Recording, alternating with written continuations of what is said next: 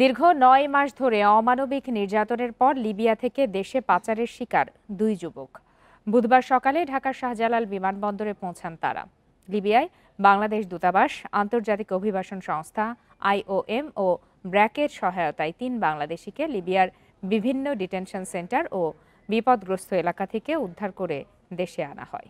Bundle থাকলে প্রতি সেনমানিতে টাকা বাঁচবে। বিকাশ সেনমানি বান্ডেল কিনে জিতুন প্রতি লেনদেনে। দুঃসহ স্মৃতি নিয়ে লিবিয়ায় মাফিয়াদের হাতে বিক্রি হওয়া ঝিনাইদহের মতিউর রহমান সাগর ও কুষ্টিয়ার তানজির শেখ সহ ১৬২ বাংলাদেশি ফিরে এলেন দেশের মাটিতে। লিবিয়ায় দীর্ঘ ২ বছর অমানবিক অত্যাচার সহ্য করতে হয় তাদের। মানব পাচার চক্রের খপ্পরে পড়ে চাকরির প্রলোভনে তারা লিবিয়ায় পাড়ি জমান। সেখানে বিক্রি হন স্থানীয় মাফিয়াদের হাতে। পরে ইউরোপে পাঠিয়ে দেওয়ার কথা বলে টাকার জন্য চলে শারীরিক ও মানসিক নির্যাতন। মুক্তিপণের দাবিতে পরিবারকে চাপ দেয় মাফিয়ারা। আমাদেরকে বাংলা মাফিয়ার কাছে বিক্রি করে দেয়।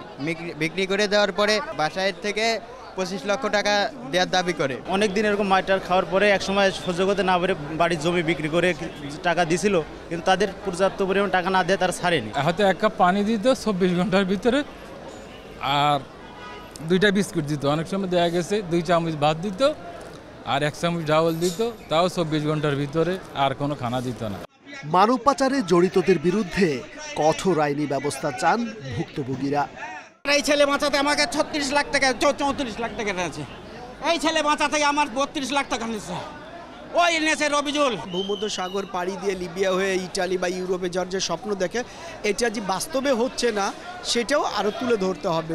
আর্থিক সচ্ছলতার আশায় 2023 সালে গ্রামের দালালের খপ্পরে পড়ে সাগর তানজিররা প্রায় 4 লাখ টাকা খরচ করে দেশ ছাড়েন লিবিয়ার উদ্দেশ্যে।